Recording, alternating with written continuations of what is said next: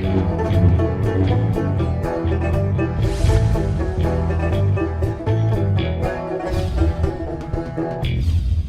I'm the Deadwood Jedi. This is going to be another Raid Shadow Legends video, and today we're going to be talking about Sniktraak, the new champion, the hedgehog, the one that's actually designed by one of our, people in the community here, which I think is really cool. And this is a very cool champion, very, very good. But what I want to talk about is kind of where he's going to be used. So we're going to bring him into Clan Boss today, so you guys can get a first-hand impression of how good this champion's going to be for Clan Boss. And make no mistake, he's going to be very good for Clan Boss. However, this is something to kind of keep in mind. Even though he's going to be very good for Clan Boss, he is going to have some serious issues as far as speed tuning with him because of the buffs that he brings. It's not a slam dunk that this guy is going to be perfect for your team. I think he's an excellent addition to almost every team out there, but he has some, interesting parts about his kit that can make him a little bit challenging to make everything work around him. And so that's always important, because remember, when we're building a Clan Boss team, it's not just about one champion or two champions. It's about the synergy of all 5 champions working together. That's what really makes it work or not. So understanding that is going to be really important in order to use Sniktraak appropriately, okay? So just kind of keep that in mind. So that's what we're going to be talking about today. I'm kind of excited. It should be a fun little team that we're going to be building here. I spent some time on the test server trying to make this work, which is where we are, of course, test server. So yeah, let's take a look. I really appreciate you coming by to watch this video, and if you enjoy it, don't forget to hit that subscribe button down below, the notification bell so you don't miss the next one. And of course, if you enjoyed today's music, we have that Soundstripe link down below in the pinned comment description of this video, along with my code Deadwood Jedi to save yourself 15%. And of course, if you're looking for account work, you can find that on my website, deadwoodjedi.com.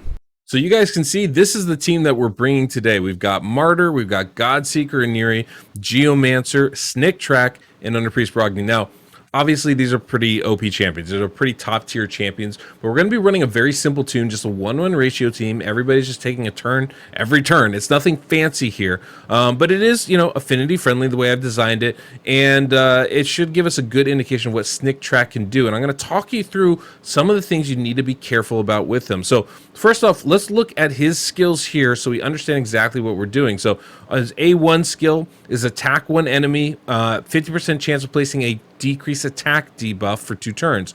Now, if they're under a leash debuff, this is a 100% chance of placing decrease attack on the target for 2 turns before attacking. So this is a solid skill, right? Decrease attack is always great for Clan Boss, especially on the A1 ability. Now, the A2 is attacks all enemies, places this decreased speed debuff. This is not the greatest skill for Clan Boss, obviously, because we can't land decreased speed. But what he does do is he places a shield on all allies where 30% of this champ's max HP, and if they're under leash, can't be removed. We don't care about that part, but definitely a massive shield from Sniktraak is really nice to have, on top of the fact that this is an attack. So all of his skills so far are giving us attacks. That's also good. And then his third skill here places an ally protection buff on all allies except this champion for 2 turns, and places a reflect damage buff on all allies for 2 turns, then heals this champion by 50% of their max HP. So this skill is really nice. One, we're healing for a massive amount. So if we're low on health, it's a great emergency heal, kind of like you would see with a Taragi the Frog. Really nice ability there. And then on top of that, has this ally protection buff that he's putting on everybody, and this reflect damage. Now, the reflect damage is the big issue with Sniktraak when it comes to Clan Boss. And I'm going to tell you why. It's very simple. The Clan Boss does not like to stun champions that have certain buffs. That includes counterattack, increased defense, block damage. If any of your champions have those masteries on and there are other champions without them, ignore it. With the exception of affinity, that's going to dictate who the Clan Boss stuns. Okay, so if you have 4 champions with increased defense and one that doesn't, Clan Boss is going to stun the one without increased defense, assuming affinity works, right? Now, reflect damage is another one of those buffs that falls under that category. If you have 4 champions with reflect damage and one without, what's going to end up happening is the Clan Boss is going to target the one without reflect damage. So it can get a little tricky when you have that on a champion like Sniktraak here, because all of a sudden now you have to really figure out who has what buffs when. And if you don't time that perfectly, you're going to get your stun targeting all messed up. So it's really important to make sure you keep track of what buffs are on what champions, and that your stun target is the one without those buffs. Now, the other trick to this is, of course, affinity makes a huge difference and will trump almost anything, right? Now, if you have like 3 of those buffs up, right, increase defense, counterattack, reflect damage on all your champions except for one, and that champion is not the weak affinity one, they might go ahead and target that, right? The affinity part of the targeting is still a little bit mysterious when it comes to the clan boss. But generally, if there's someone weak affinity, so a blue clan boss, the blue clan boss will always try to stun a green affinity champion, right? The reflect damage part of this can be problematic, because if that's the only buff that's missing from someone, affinity's not going to, they're going to ignore that in favor of affinity. But if that's, if affinity's not an issue, if you're facing void, then the clan boss is going to target the champion without reflect damage. That's kind of the big part of it. So making sure you have the timing of those skills is going to be important. And of course, we have counterattack in this team. We have ally protection in this team. So we got to figure out what is the optimal timing, not to mention trying to block the debuff. So between Martyr, Brogni, and Sniktraak, we got to get the timing of everything just right. Or we can use this to our advantage too.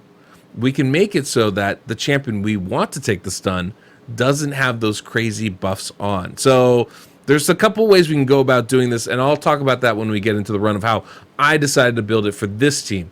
Now, he also has a sweet passive here that whenever an ally is under reflect damage is attacked, places leech debuff on the attacker for 1 turn. This is how we're going to keep that leech debuff up for most of the fight, or all of the fight, hopefully, and allow us to get those decreased attack debuffs from his A1 pretty automatically. So that's going to be really nice for us. And obviously, the amount of damage that's reflected from that is going to be increased. So he's always going to reflect 50% of the damage he receives. Everybody else is going to reflect 30%. So it's a pretty nice champion. I really like him. I think his best spot is going to be Hydra, not for clan boss, but he is really, really good and definitely worth taking a look at. If you have the opportunity to get this champion, I think you should be very happy about it, because I think he's going to be a beast in Hydra, but it's also going to be very good for clan boss if you need that. So that's the champion there. Let's go ahead and we'll go into the run, and then I'll look at the gear and stuff afterwards. And here we go into the run. Now, I have it pretty much set up for auto. I do need to do one little manual thing to make sure I get the we get the perfect setup. Now, this is on void, so it's not set up perfectly, right? It's just set up well for void. So I just want to kind of point that, I mean, it's not set up well for void. It's actually set up for an affinity friendly type of build.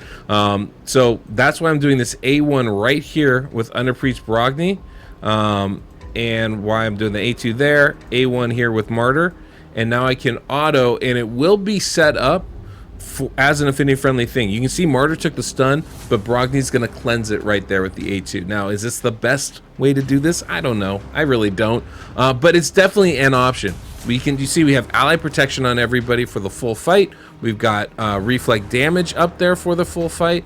It's a pretty simple little build that's very effective, right? We got those shields out there, which I think are pretty significant and solid.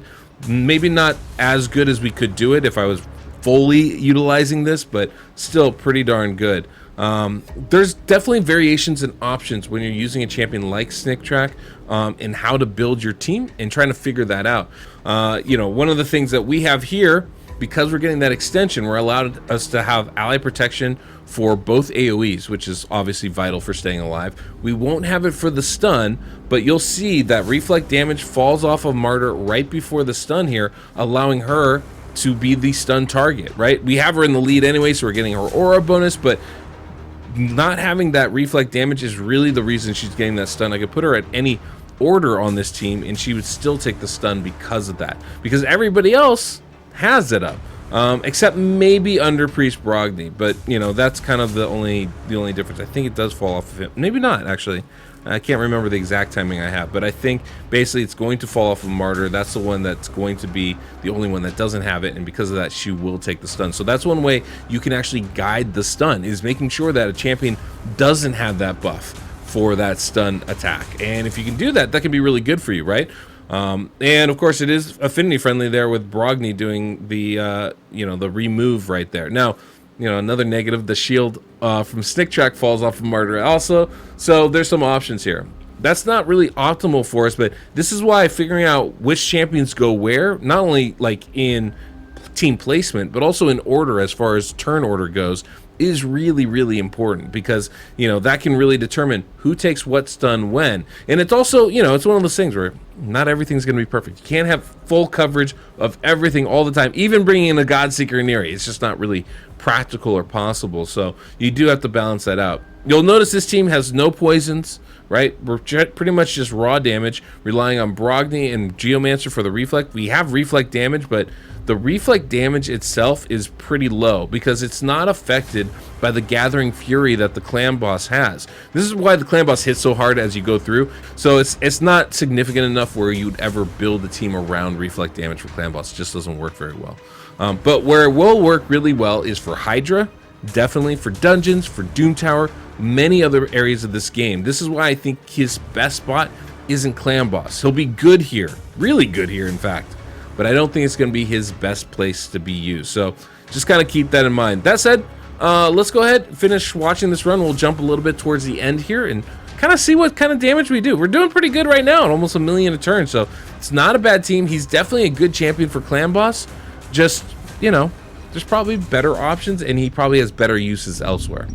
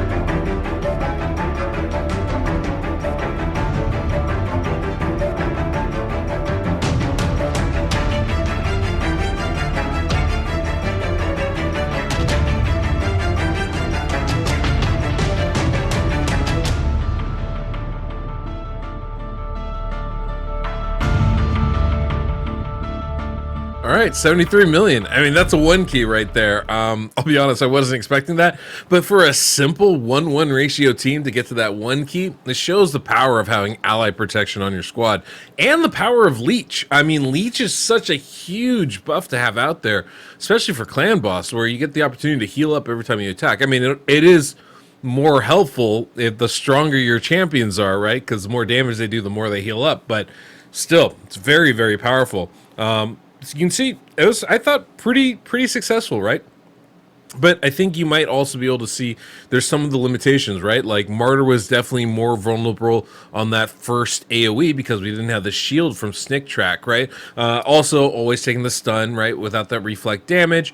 There's some things that you have to kind of, figure out about that. Keeping decreased attack up 100% of the time is actually really hard to do because Sniktraak only has that one attack on the A1, and it's guaranteed with the leech, but only if the leech is up. And, thankfully we had enough reflect damage where that was pretty consistent, but we didn't have leech after the stun because Martyr didn't have reflect up and wasn't taking the stun off that. So it's not 100% all the time, right? So it can be a little bit tricky, right? Making a champion like this work perfectly. However, pretty easy if you can find the right champions to pair with, right? I think Hotatsu would be a wonderful pairing, who has a leech anyway and will allow Sniktraak's A1 ability to be automatic, right? There are definitely some things that you can do to make a team like this work, and I don't know, I'm pretty happy with these results. But let's look at the champions real quick.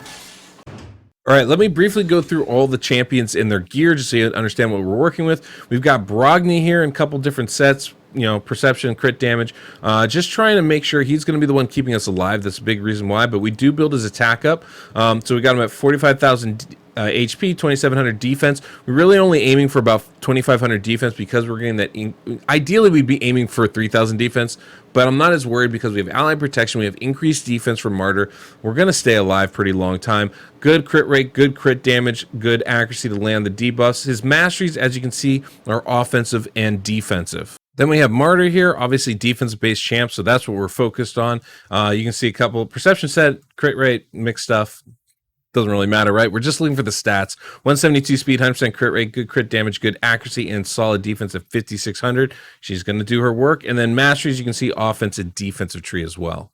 And then we have Geomancer here. Geomancer, obviously, a couple different sets here. We're trying to build his damage up as much as possible. 5,000 attack, 100 crit rate, 2,700, 270 crit damage, good accuracy, speed's 177, and then you see 2,500 defense as well. HP is pretty low, so hopefully he survives. We'll kind of, that's kind of the deal with Geomancer sometimes. You got to mix and match that stuff. Obviously, I can glyph all these things further, but this is more just a showcase to see what we can't do. And with the ally protection, the shields, not something I was concerned about. Maybe a mistake, but, is what it is. Mastery-wise, you can see we go down the offensive tree to War Master and defensive tree. His passive doesn't require Giant Slayer at all. It does it automatically now.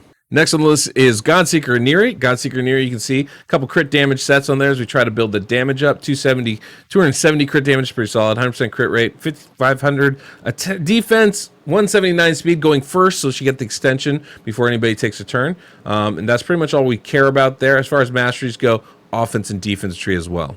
And then very last is Sniktraak, the big dog himself, this porcupine kind of feller here. I do love the look. I think he looks very, very cool with all the spikes and stuff. And so how would I build him? I put him in Stalwart set, first off. Ally Protection Champion, I want to make sure he survives when he takes that big damage from all the other champions. Maybe that would have been better on champions like Geomancer or Brogni, who are going to be a little bit squishier, but I just didn't worry about it for this. As far as his stats, 97,000 HP, 3,800 defense. I want him to survive these hits. 174 speed, 247 accuracy. Mastery-wise, we just went down the offensive tree and the defensive tree. Now, that's pretty much it, right? One of the things you got to be careful of when you go down the mastery tree, you want to make sure you're not doing a buff extension, right? For Sniktraak, that's going to mess up if you extend the reflect damage to the wrong person at the wrong time. So that's really one of the few things you really do need to be careful about with it. So being able to put up 1 key damage with Sniktraak, not crazy hard apparently. Just a simple 1-1 ratio team, but you can see there are some really nice advantages to having this champion on your team, but also there's some disadvantages that you have to be a little bit careful about, specifically that reflect damage buff of his. I think that one's the one that makes it a little bit tricky. And the fully utilize this kit, including the decreased attack and the leech, can be a little bit, it takes a little bit of planning. I'd put it that way. Now, I think if you can move to a 2-1 ratio team, you can pair Sniktraak with like a Krisk, for example, I think you could have some amazing results on that, right? Even if you could bring in, say, like a Lydia and a Godseeker for the extension and, keep everybody going that way, that could be an amazing team, quite honestly. I would think that might be even the optimal team. Having a Godseeker Neri, Lydia, Sniktraak, Brogni, and then you get your Draco or somebody else in there to do the damage for you. A Nax might be an option. Fane certainly would be very good for that.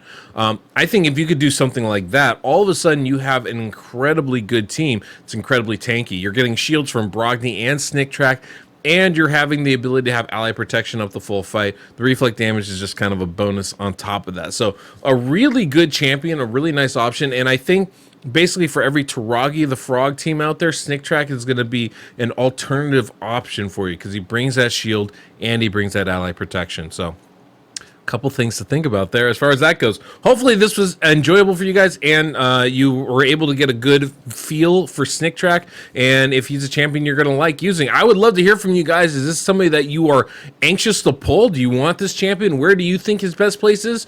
Personally, I think it's Hydra, but obviously there's some options out there, and if I have some time later this week, I'll try and do a Hydra video with some of these new champions because I think many of them are designed for that spot specifically. But anyway, guys, that's all we got for today. So until next week meet, I'm the Deadwood Jedi.